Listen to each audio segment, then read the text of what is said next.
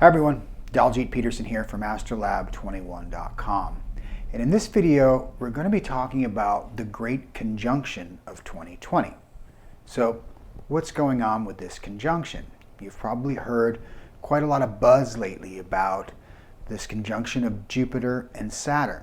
And there's a lot of reasons why so many astrologers are really excited about this configuration. Now, one reason is that the conjunction is happening on the winter solstice on December 21st, which is pretty significant in and of itself. Another reason is that it's happening at 0 degrees of Aquarius.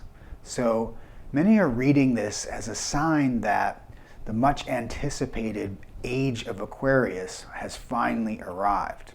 And while this isn't necessarily related to the age of Aquarius, because that's referring to something known as the precession of the equinoxes, which is an entirely different astrological phenomenon. But we can say more accurately that this is probably the beginning of the era of Aquarius. That's what's really beginning. And this in and of itself is a really big deal. And here's why. The Great Conjunction basically refers to the fact that every 20 years, the planets Jupiter and Saturn form a conjunction in the sky. And because these are our two social planets, we're finding that their conjunction cycle tends to indicate the beginning of a new era in society. It points to shifts in power and ideology. It's a very significant and predictable cycle that astrologers have been observing really for millennia. It's one of the oldest cycles that's been charted throughout history. And throughout our history, we've seen that such things as the reign of monarchs, the rise and fall of empires, the shifting of political dynasties, and even the emergence of new religions has been tightly linked with this cycle. And before the discovery of Uranus and Neptune and Pluto, the three outer planets that were discovered in the last 300 years, Jupiter and Saturn had previously represented the outer limits of our solar system. And they do remain the furthest planets from the sun that we can still see with our naked eye. And when they form their conjunction every 20 years, they often appear together in the sky as like one big bright star for a short period of time. And in fact, it's likely that the Star of Bethlehem that's referred to in the Bible was most likely a Jupiter-Saturn Great Conjunction that occurred in the sign of Pisces back in 7 BCE, which is yet another reason why Jesus is so often associated with the sign of Pisces. The other, of course, being that at that time, the age of Pisces was just beginning. But again, that's precession, that's another story. But back to the concept of the Great Conjunction, this has been observed, as a major cycle in astrology since ancient times. Now, on top of this 20-year cycle, we can see that there's an even greater cycle occurring, because these conjunctions will occur in the same element for 200 years.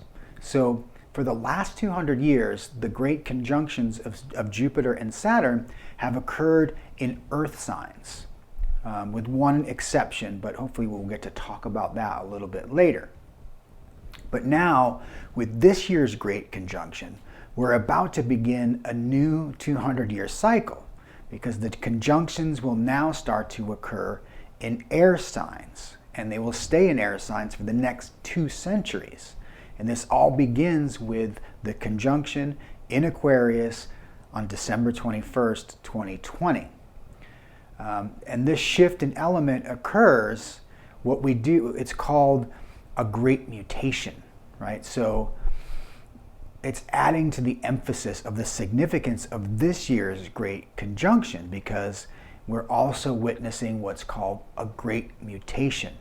And we could even take this another step further and see that there's even greater cycle of 800 years, which is the last time we saw a great mutation occur from the element earth into air.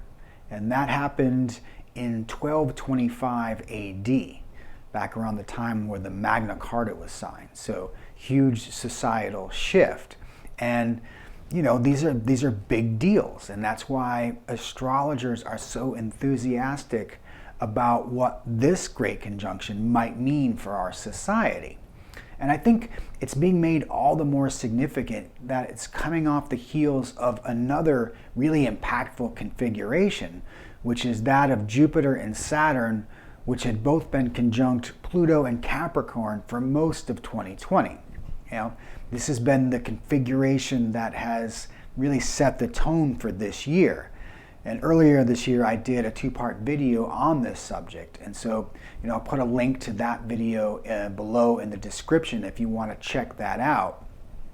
But suffice it to say that this constellation has really been responsible for what we've kind of collectively experienced this year, and what I've come to call the Great Capricorn Challenge of 2020. Because let's face it, 2020 has been a pretty challenging year. And, that was to be expected as a result of this stellium in Capricorn. Stellium just means a cluster of 3 or more planets. And when 3 or more planets appear together, it can really be a powerful configuration. And that was made especially powerful this year because it involved Saturn, Jupiter, and Pluto. These are 3 heavy-duty planets, kind of the heavy hitters of the heavens. So, I don't think that anyone would disagree that, 2020 was a doozy of a year. But now that we're about to move into the Great Conjunction, there's going to be a major shift beginning, because we're shifting from this energy of Capricorn into the energy of Aquarius. It's a move from an earth sign into an air sign. So what we're experiencing here is like a mini parallel to the 200-year Great Mutation that is also starting to get underway, moving from earth to air. And, I mention all this because I feel like the immediacy of what we have just been through and experienced over this last year is really worth bearing in mind, because the imprint of the contact with Pluto and Capricorn is going to still be very much felt by these 2 planets as they now move into Aquarius together. And the symbolism of this shift from earth to air, and in particular from Capricorn to Aquarius, I think is a really profound metaphor for the current state of our society. There's this heaviness and a weight to this shift that's occurring. And, we're beginning this process of shedding 200 years of history and setting the stage for the next 200-year cycle to begin. And we have to realize that these kinds of changes don't just happen overnight.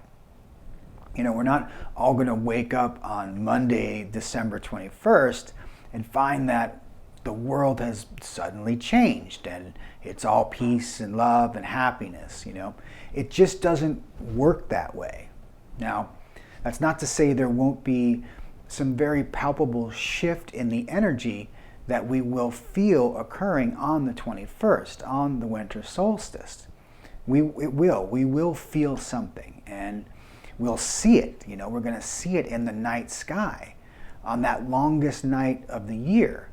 And this conjunction in particular is going to be even more powerful by the fact that Jupiter and Saturn will not only be conjunct at 0 degrees Aquarius, meaning horizontally in the sky, but they're also going to be in parallel, which means that they're going to be conjunct vertically in the sky. So the exactitude of this conjunction is really going to magnify and create this effect as if these 2 planets are existing as one in the night sky. And it's going to be super bright. And it will be much like that Star of Bethlehem effect that we mentioned earlier. So this particular conjunction is going to be more powerful than normal for all of these reasons. And certainly those most sensitive among us will really feel this power. But we have to remember this is a very subtle energy. It's a sign of things to come.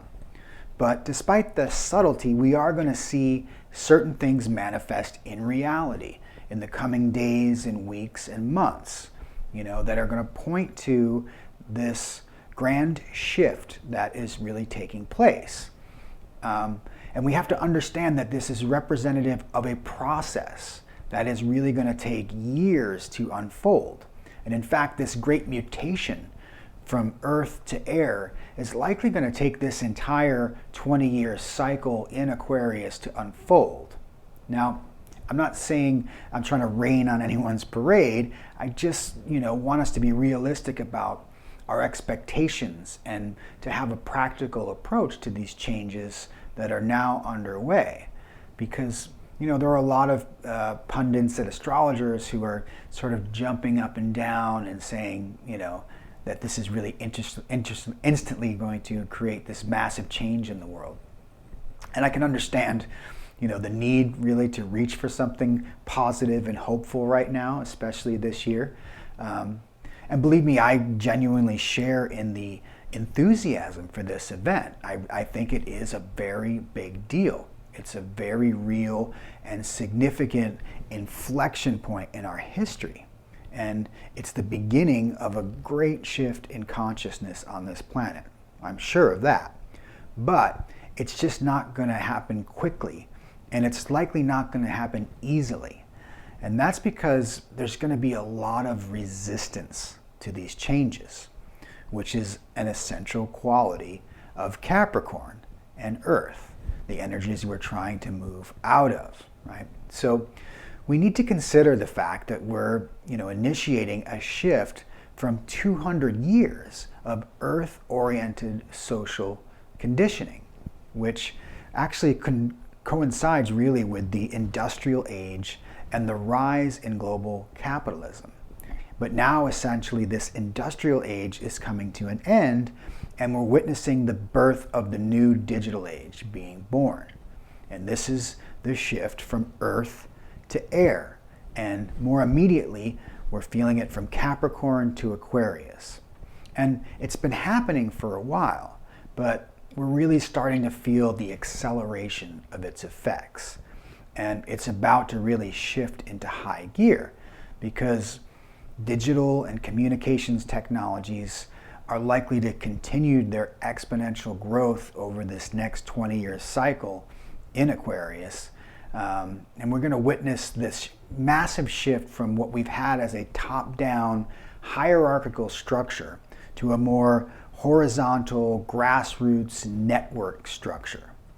And we're all being called to participate in this transition from the old model, the private capital and the accumulation of wealth, essentially a Capricorn Earth-focused modality, to this mode of serving the highest good, of connecting to the commons, of instituting more equitable wealth distribution, which essentially is more of a social democratic model, which is more in keeping with air and Aquarius.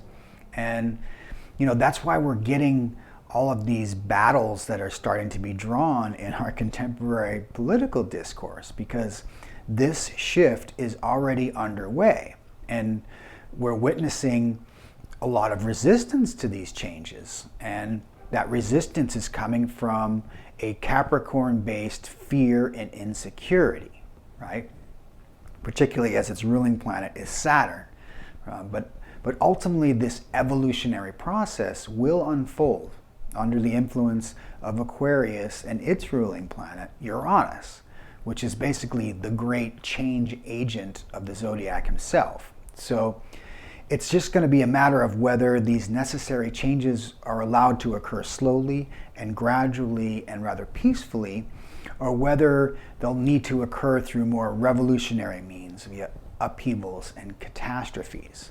And the resistance to this change is to be expected, You know, we've got the momentum of 200 years of Earth-oriented history, and it's now become an inertia, right? We feel like we're stuck in a way in our old ways of working, the old models of behavior. And those ways have worked extremely well for us over the last 2 centuries, but now they're not working as well, right? And now we're wondering, you know, how do we find our way forward? How do we get out of these predicaments that this system has created for us? And this is the nature of these grand astrological cycles. This is why these messages of these planetary alignments come along and they institute changes, right? There's something that gets planted in the collective psyche that acts as a catalyst for these necessary changes to occur. But when we consider that we're currently trying to move out of this Earth orientation, which is the element that is most resistant to change, then we can see that it's probably going to be a rather hard sell for a lot of people, you know, especially those who are most Earth-oriented, you know, those among us who are deeply invested in the old ways and the old systems. And we're going to see this resistance even more so from those who have disproportionately benefited from the inequities of the capitalist system that, you know, at this point here at the twilight of its era has now resulted in what is the greatest income inequality in history. You know, this is the world of the 1% versus the 99%. And this is why such a shift must occur. This paradigm has run its course, and it is no longer serving the bulk of humanity. But for those who are holding vast amounts of wealth and power, they sort of have a genetic predisposition to resist these changes and by any means necessary. And, you know, let's face it, they have a lot of means, right? Like the 1% is essentially in control of the entire global financial system. And they also have a high concentration of ownership of nearly all the major media outlets, which means they get to try and control and dictate the narrative, right? They get to set the agenda for what this new cycle should be. And they can seek to spin the message to serve their considerable interests, which, you know, they have a lot of means in a lot of ways invested in this old system. So, but I want to be clear, I'm not necessarily proposing that this is some sort of conspiracy of evil global capitalists. You know, they're just playing the game of capitalism that we've established, right? And it's a system that's based on what we now know as a rather false notion of a scarcity of resources. And it rewards very aggressive winner-take-all type of competition and hostile takeovers and ruthless self-interest, right? These are the rules of this game. And it promotes a certain set of values. And some of the human beings among us have gotten really good at playing this game. And they have played it really well. And it seems the better you play this game, the better your ability is to sort of tilt the field in your favor. And you can actually literally move the goalposts and get away with it. You know, it's called asymmetrical power, and it's just an inevitable byproduct of the capitalist system.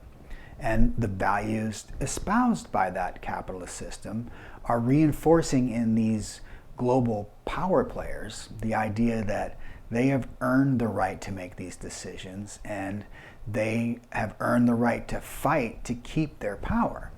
And in their value equation, they're not wrong, right? They're simply acting as good capitalists.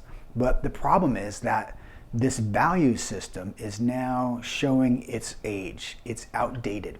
It's run its course. And it now must be replaced with a new value system. That old top-down hierarchical Capricorn model is broken and it no longer serves. So now it's the time to repair and replace it with a new grassroots, bottom-up, networked, peer-to-peer, egalitarian Aquarius model, right? And it's already starting to happen on a lot of levels. But this is going to be sort of the essential battle taking place within our society really for the next 5 to 10 years. And this great conjunction that we're about to experience represents the inflection point of that shift. So this kind of gives us the sort of broad view of what's taking place here, and I hope puts some things into some perspective. And it's not surprising that we're seeing right now circulating in the culture this notion of a great reset. Now, this is an idea being floated by Klaus Schwab of the World Economic Forum, which is essentially a fraternity of the one percenters, right? It's basically a billionaires club. And they're very open and articulate about the vision that they have for the future global world order. And it's one that's driven by technology and high efficiency and AI and producing new revenue streams. And, quite frankly, it's got a lot of people up in arms over it. There's some saying that this is just a cabal of global technocratic fascists. And then you have those on the other side who say, well, no, this is the only way forward. And this is going to lead us to a transhuman utopia where technology is going to solve all the seemingly intractable problems that we now face. And, the truth is probably somewhere in between these two viewpoints.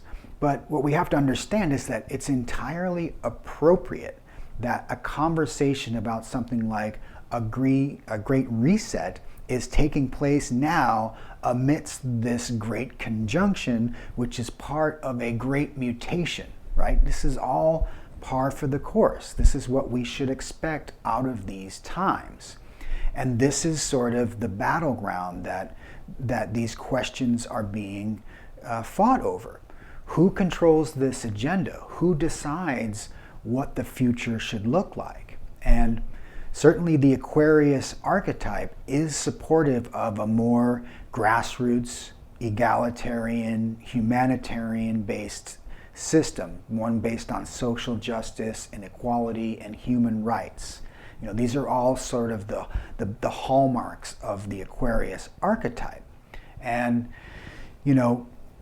what it tells us, though, is that, it requires really aware individuals. It requires people to find others of like mind, other individuals who you can connect with and form these networks of influence, right? Aquarius is all about networking. So this shift is going to require a really coordinated effort of a very well-informed public.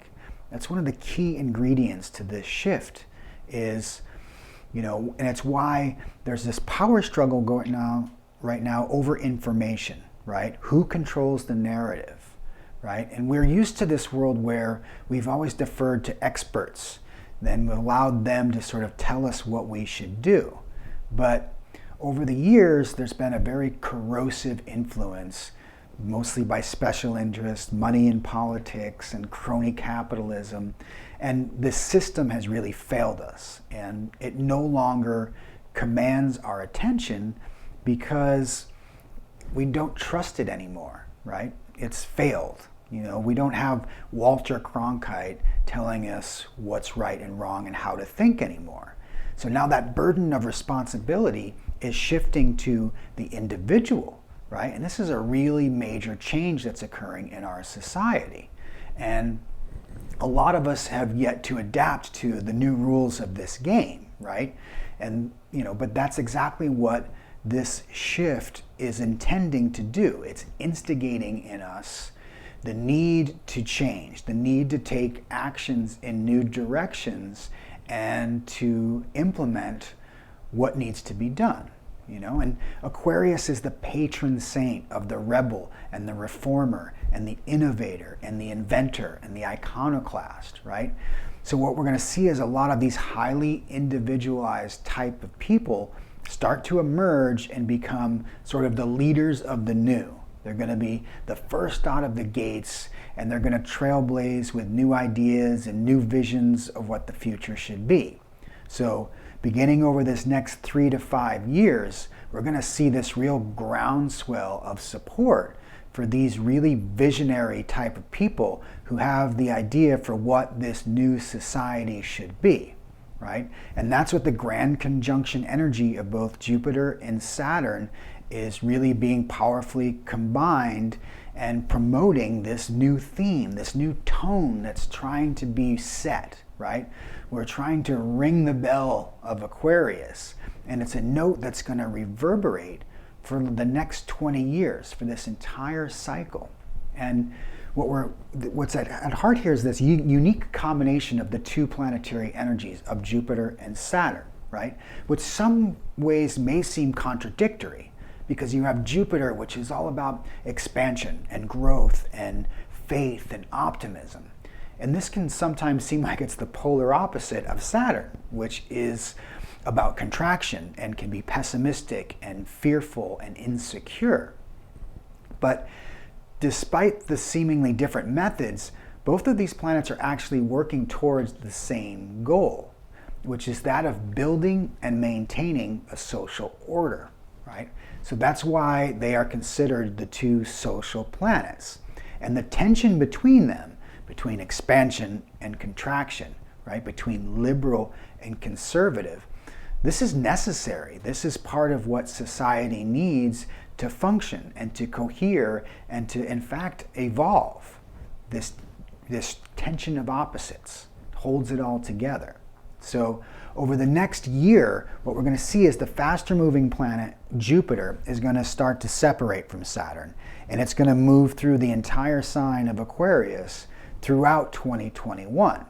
And its job is to sort of carry forward the optimism and the spirit and potential that this great conjunction represents and begin to set the tone for the new era that's beginning. Meanwhile, the slower moving Saturn will take 2.5 years to move through Aquarius. And it moves behind, during which time it will demand typical Saturnian efforts of hard work and putting up structures and boundaries and limits that will contain this energy of innovation and the spirit that Jupiter has brought forth. It's going to force us to dynamically create tension so that something solid can be made of the new ideas, of the innovation, right? And this tension is going to go on for like 5 years, and it's going to reach a peak in 2024 when the planets then form a square, right? So Jupiter will have moved forward into Gemini, we'll have Saturn in Pisces, and when we get to that point, it's going to be this sort of gut check, right? This check-in about how are these new ideas being assimilated into the collective, right? And we'll likely have some sort of crisis of action. This is very typical of that stage of the cycle.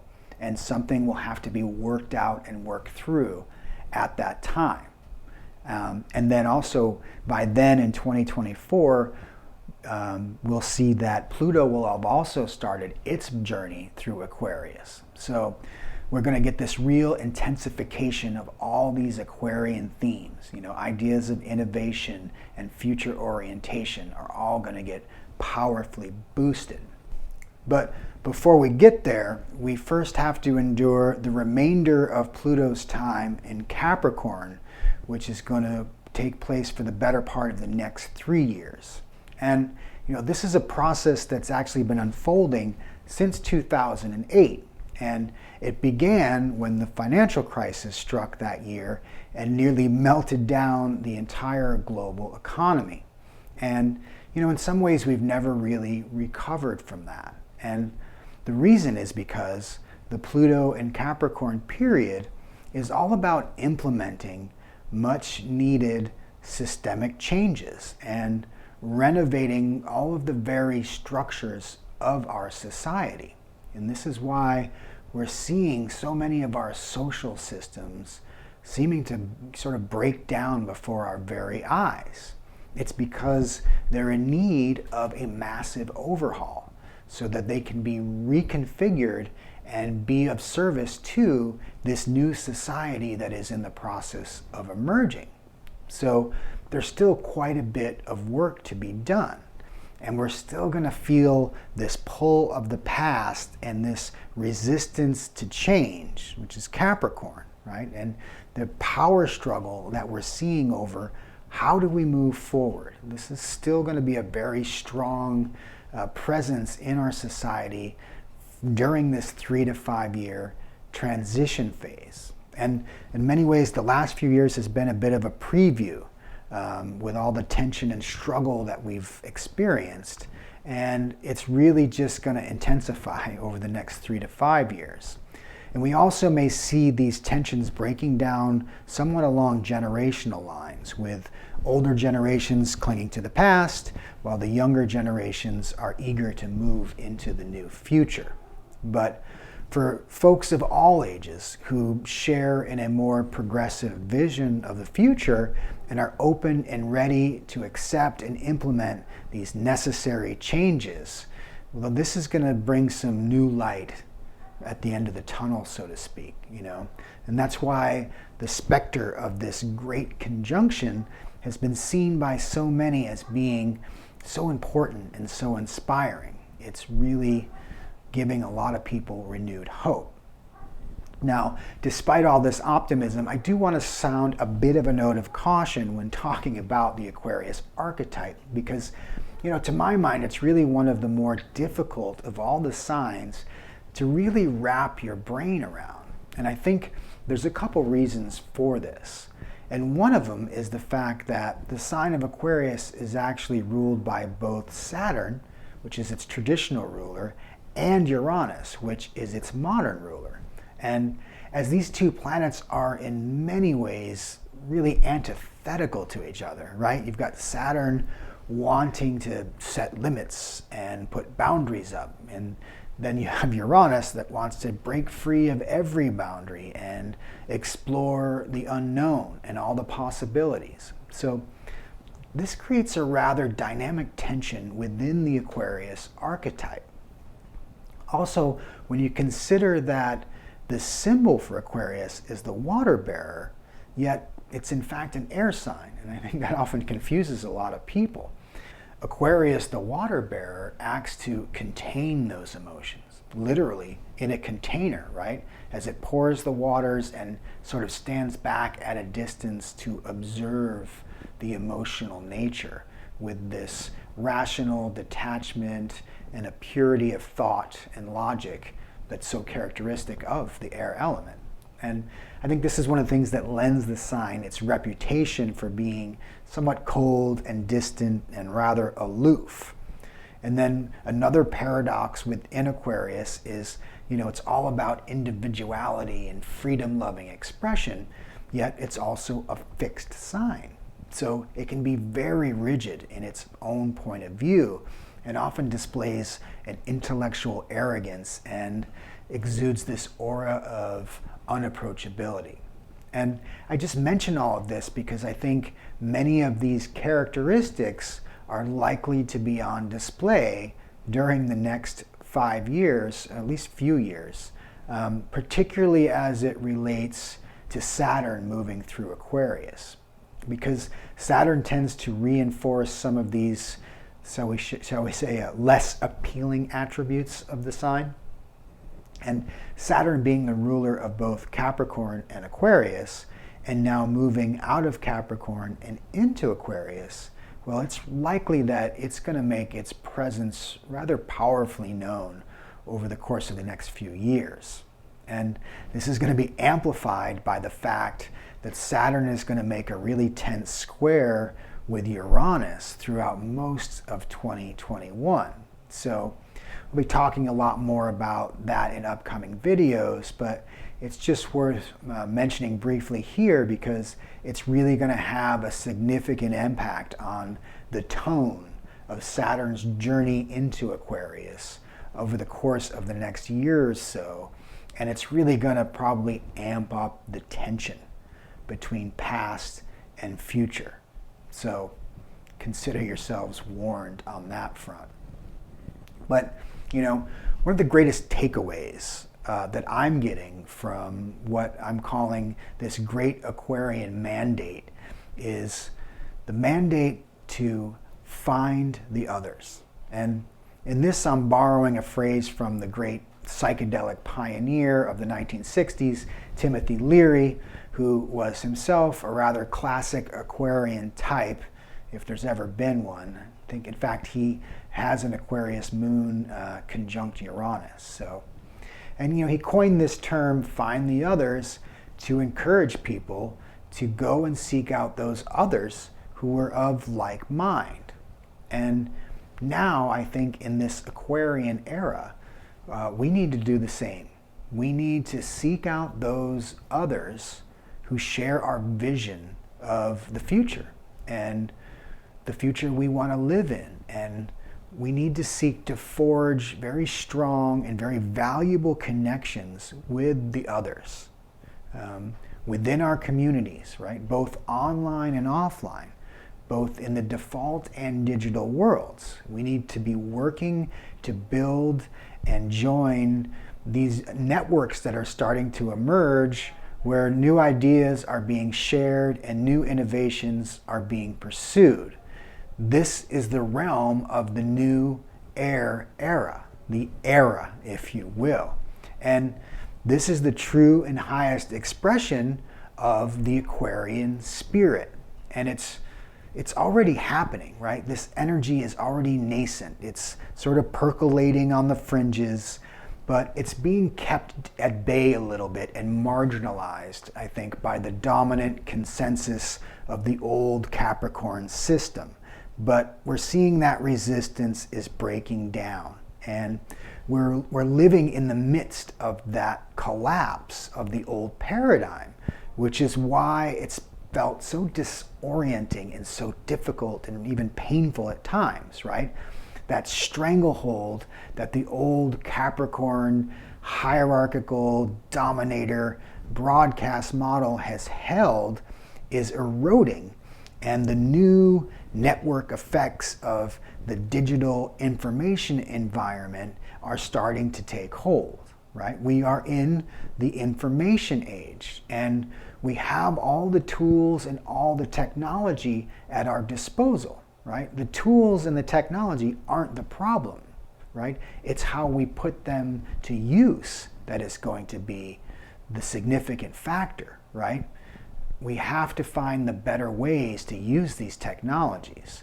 We have to leverage the power of these social networks, not to divide and to conquer, but to unite and to connect. Because here's the truth. If you're even watching this video, or if the ideas of astrology in general, or the notion of a great conjunction and the age of Aquarius all resonate with you, well, you've already self-identified as being part of the leading edge of humanity, right? You are differentiating yourself from the mass consensus.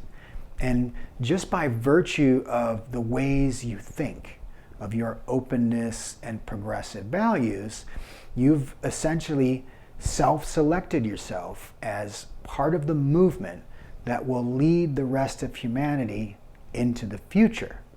So we are the torchbearers. We are being called to sort of light the way through the current darkness and bring in this brighter promised future, right? One based on a brotherhood and a sisterhood of humanity, where the sovereignty of every individual is held sacred, where the value of the collective is celebrated, and hopefully where the tragedy of the commons can become healed, right? This is the real promise of the Great Conjunction in Aquarius. So I want to leave you with an idea that I think is really relevant to our time and our moment in history.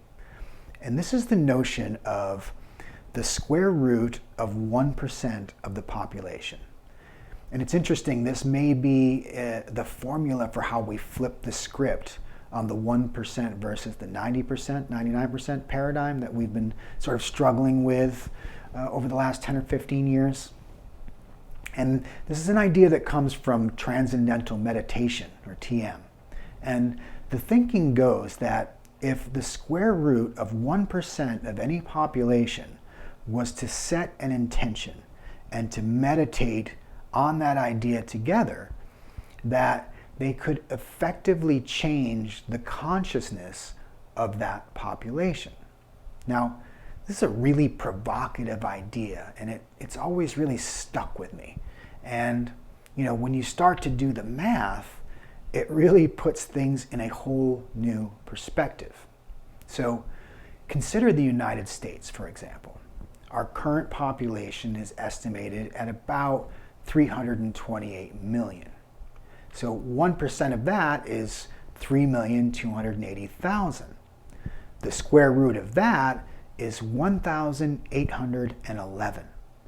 So if just 1,800 people got together and agreed to a shared vision for the future of America and worked on that one thing, they could effectively steer the entire country in that direction. This is really kind of astounding if you think about it. Then I considered the state of California, where I live. It's arguably the most progressive and populist state in the Union, and our economy is greater than that of most countries of the world. We're considered a bit of a cultural leader, and our current population is about 39.5 million. So the square root of 1% of that, 628. So if 628 people got together and agreed to a shared vision for the future of California, they could effectively influence the entire state. It's just really astounding math. And I drilled down just one level further and considered Los Angeles, which is the city I live in. In LA, at times it feels like this sprawling metropolis, and then at other times it feels like just a big, small town. And if you live here, you know what I mean. But if we take the population of LA, which is currently around 4 million people, we get a number of 200 as the square root of 1% of 4 million. So again, could 200 people, united by a common cause, effectively shape the direction and future of the city of Los Angeles? It's just a mind-blowing concept. And so I invite you to consider the city where you live in. What would that number represent for your city or town? It'll really put things into a whole new perspective. Now, whether or not this math equation is valid has never truly been tested or proven, or disproven for that matter, right? But as I ponder our current state of affairs and consider the threshold that we're all seemingly standing on collectively together, it really seems to me that the time is ripe for such a provocative formula to really be put to the test. This is that time where the leading edge of humanity is being called to emerge, to individuate, to ideate, to iterate, to imagine, to inspire, to envision, right? The Great Conjunction in Aquarius is calling us forth to be the innovators, to be the inventors, the rebels, the leaders, the community organizers, the social collaborators, to connect at these grassroots levels and to begin rebuilding society from the bottom up. To think globally but act locally, to be the change we want to see in the world. Now, it's not going to come easy. We'll have to roll up our sleeves and put in a lot of hard work. But we can and we will get there together, because the future of humanity really kind of depends upon it. And the rest of the world is kind of waiting for those of us who hear and understand this call to emerge and to lead the way forward. Because as the old saying goes, if you're not part of the solution, you're part of the problem. So our first order of business is to find the others, connect, network, share, help, heal. Do it for yourself.